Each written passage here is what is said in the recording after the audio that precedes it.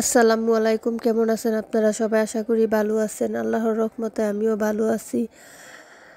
তো সকাল সকাল চলে আসলাম রান্না বান্না নিয়ে। আর আমার বাচ্চারা বলতেছিল মাংস খাবে। মাংস তো খাই 2-1 দিন পরে। তারপরেও তারা বলতেছিল যে কলিজার ফ্যাকসা খাবে গরুর। তো বাজার থেকে আমি আনালাম, বাচ্চারা বুড়াতে দিয়ে আনালাম। আর এগুলো আমি এখন কেটে ধুয়ে ভালো করে রেডি করে নিব। আর কতদিন ধরে বলুন তো আমার মনটা একেবারে ভালো নেই। কেন ভালো নেই সেটা আপনাদের সাথে শেয়ার করব না সেটাও ভাবতেছি। মনটা খুবই খারাপ, কারণ এমন কিছু মানুষ আছে যারা কারো ভালো কেউ দেখতে পারে না। মানুষকে কতটা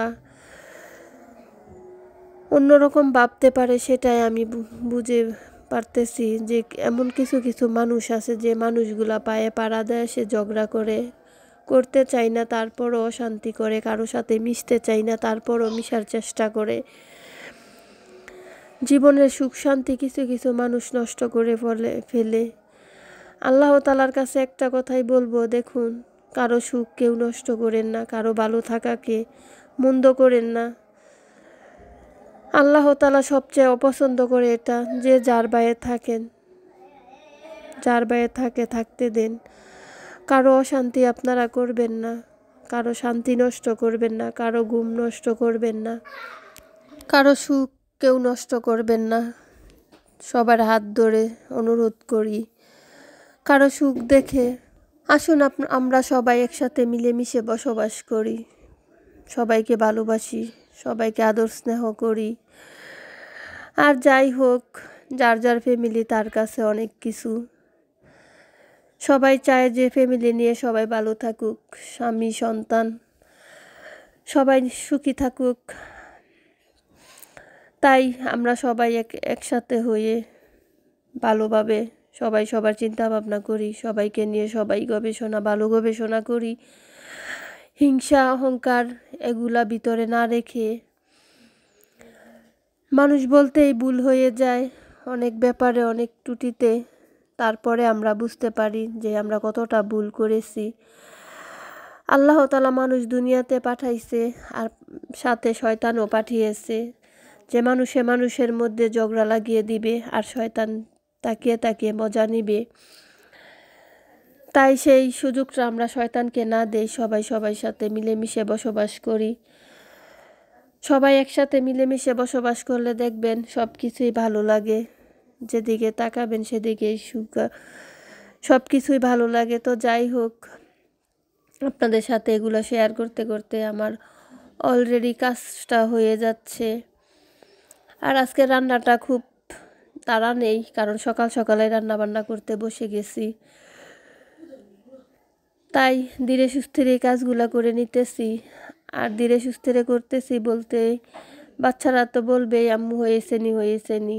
যাদের বাচ্চা আছে তারাই বুঝবেন যে কতটা প্রেরণা দিতে পারে, যে আম্মু এটা খাবো ওটা খাবো সারাক্ষণই বলতে থাকে। আসলে কি বলেন তো, তারা কিন্তু খাবার বেলায় কিছুই খায় না, বায়নাটাও করে।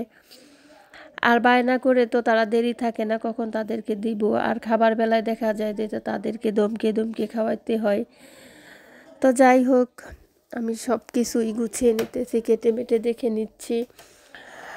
আর অনেক দিন ধরে বলতেছিল বাচ্চারা কলিজা এবং ফ্যাকসা খাবে, কিন্তু ভালো পাওয়া যায় না, কসাইরা কি করে পানি মিশিয়ে রেখে দেয়, তাই আমি এগুলো আনাইও না।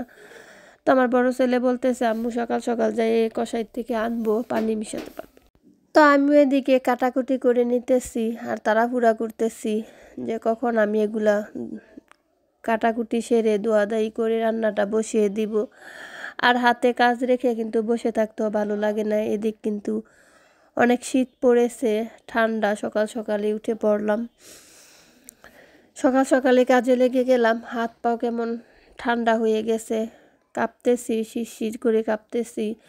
তারপরও বলুন তো, আমরা তো মায়ের জাত, কাজকর্ম করে রান্না বান্না করে কখন বাচ্চাদেরকে খাওয়াবো, বাচ্চার আব্বুকে খাবার দেব, তো সেটা ভেবে আমরা তাড়াহুড়া করে কাজগুলো করতে থাকি। আর কাজ কিন্তু করতে হয়, দেরি করে হোক আর তাড়াতাড়ি করে হোক, কাজ কিন্তু সারতেই হয়। তাই বলতেছি আমরা আগে ভাগেই কাজ করে বসে থাকি, দেরি না করে। খাবার টাইম চলে গেলে কিন্তু বাচ্চারা চিল্লাফাল্লা করে শুরু করে দেয়। তো যাই হোক, শীতের মধ্যে ঠান্ডা পানি দিয়ে কাজ করতে হয়। সাথে কথা বলতে বলতে রান্নাবান্নাটা শুরু করে দিতেছি। আর শীতের মধ্যে তো চুলার পার বসে রান্না করতেই ভালো লাগে, শরীর গরম হয়ে যায়। তাই তাড়াহুড়া করে চুলার পার বসতেছি যে রান্না করবো আর শরীর গরম হয়ে যাবে। তো চুলার মধ্যে অলরেডি আমি কড়াইটা বসিয়ে দিয়েছি, রান্না করা শুরু করে দিব। আর রান্না করতে করতে আপনাদের সাথে গল্প করা হবে। আমার 2 বড় ছেলে লেখাপড়া করে, কিন্তু রিহান বাবুরে এখনও ভর্তি করানো হয়নি। ভাবতেছি তাকে আগে 5 পড়া দিব, পড়া টড়া চালু হলে, পড়ে টড়ে চালু হলে তাকে স্কুলে ভর্তি করব। আর সে প্রতিদিনই কান্না করে পড়ালেখা করবে না। যদি বলি আসো তোমাকে স্কুলে ভর্তি করে দিয়ে আসি, সে বলে আম্মু কালকে। বলি না আজকে, বলে কালকে। যদি আবার কালকে বলি যে আসো স্কুলে ভর্তি করে, বলে আম্মু কালকে। পড়ালেখা করতে চায় না, সে করবে না। আর আমার ওই 2 ছেলে কিন্তু সবসময় পড়ালেখার আগ্রহী ছিল। তো যাই হোক, বড় ছেলের রেজাল্টটা এইবার একটু খারাপ হয়ে গেছে, পরের বার ভালো হয়ে যাবে। তো কোনো চিন্তা নেই, আল্লাহর কাছে সবই ভরসা। আল্লাহ সব কিছু পারে, সব কিছুর মালিক আল্লাহ তাআলা। তো অলরেডি বাচ্চাদের জন্য রান্নাবান্না শুরু করে দিলাম। আর শুরু করে দিলে তো শেষও হয়ে যায় জানেন। এই যে মাংস রান্না করব আর পাশাপাশি একটু শাক রান্না করব। শাক ছাড়া তো আমার চলেই না। আমি খুব ভালোবাসি শাক। যে কোনো শাক আমি ভাজি খেতে খুব ভালোবাসি। আর মাংস টাংস আমি কিন্তু খেতে পারি না, আমার এমনিও একটু অলুচি মাংসের মধ্যে। মাছ তরকারি আমি খুব ভালোবাসি, শাক সবজি খুব ভালোবাসি। এগুলা দিলে আমার আর কোনো কিছু লাগে না। তো যাই হোক, বাচ্চারা আব্বুরা শুধু মাংস সারাক্ষণই মাংস করতে থাকে। আর তাদেরকে আমি যা পারি তাই রান্না করে দেই। তো যাই হোক, মাংসটা আমি কষানো শুরু করে দিতেছি।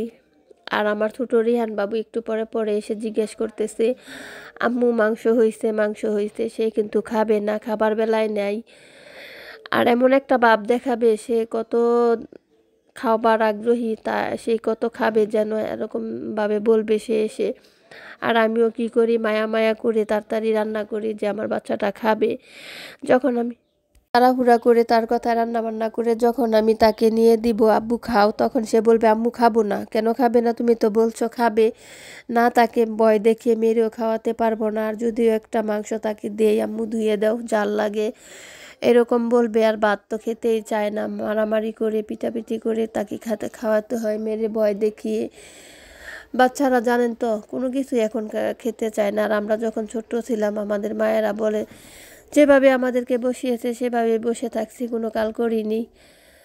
তারপরে বাচ্চা পালতে তো একটু কষ্ট হয়ই জানেনি। আর আমার তো 3টাই ছেলে, হেল্প করার মতন মানুষ নেই। যদিও বড় ছেলে করে, ছেলে তো ছেলে, ওই করলে করবে, না করলে না করবে।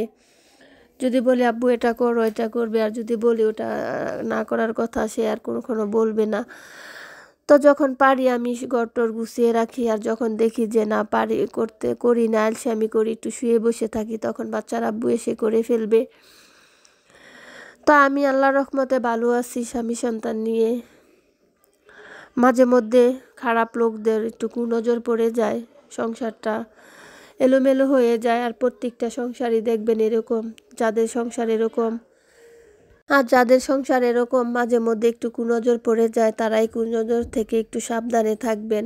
কেউ কাউকে নিয়ে ঝগড়া করবেন না। আগে প্রচুর রাগারাগি করতাম হাজব্যান্ডের সাথে, এখন আর করি না। এখন মানিয়ে গুছিয়ে নিই। আর আমাদের মায়েদের জাত তো এরকমই, আমরা মানিয়ে গুছিয়ে নিতে পারি, কোনো সমস্যা হয় না। আগে অনেক রাগারাগি করতাম, একটু হলে খেতাম না, রাগ দেখাতাম। আর এখন তো 3টা বাচ্চা হয়ে গেছে, এখন আর এগুলো আমি মনে রাখি না। কষ্ট হলেও আমি আমার মতন থাকি। আগে তো একটু রাগারাগি করলে চিল্লাপাল্লা করতাম, এখন আর করি না। এখন দেখি কার সাথে রাগারাগি করব? স্বামীর সাথে করাটা ঠিক না। স্বামীকে দিয়েই দুনিয়া, পুরা দুনিয়া একটা মেয়ের। স্বামী যদি পাশে না থাকে, পুরা দুনিয়া অন্ধকার। কেউ পাশে থাকে না, মা বাবা ভাই বোন আত্মীয় স্বজন কেউ কাউকেই পাশে পাবেন না। আর স্বামী থাকলে একটা মেয়ের জীবন সুখে শান্তিতে ভরে যায়। বাচ্চা কাচ্চা নিয়ে খুব সুখী থাকে। তো আমার রিহান বাবু এই যে দেখুন জিজ্ঞেস করতেছে আম্মু মাংস হয়েছে। আমি বলতেছি তুমি কয়টা খাবে, সে আঙ্গুল দিয়ে দেখাচ্ছে 1টা 2টা 3টা 5টা খাবে। আসলে খাবার বেলায় কিন্তু তাকে আর পাওয়াই যাবে না বিশ্রাইয়া। তো যাই হোক, আমার রান্না বান্নাটা অলরেডি শেষ, আর আমার রিহান বাবু এখানে মিঠাই বের করে সে খাচ্ছে। তার নানা অনলাইন থেকে কিনে দিয়েছিল, আর সেই মিঠাইটা বারে বারে খায়। তো ভালো থাকবেন, সুস্থ থাকবেন, আমার ব্লগগুলো দেখবেন, ভালো লাগলে একটা কমেন্ট করবেন। Bye bye.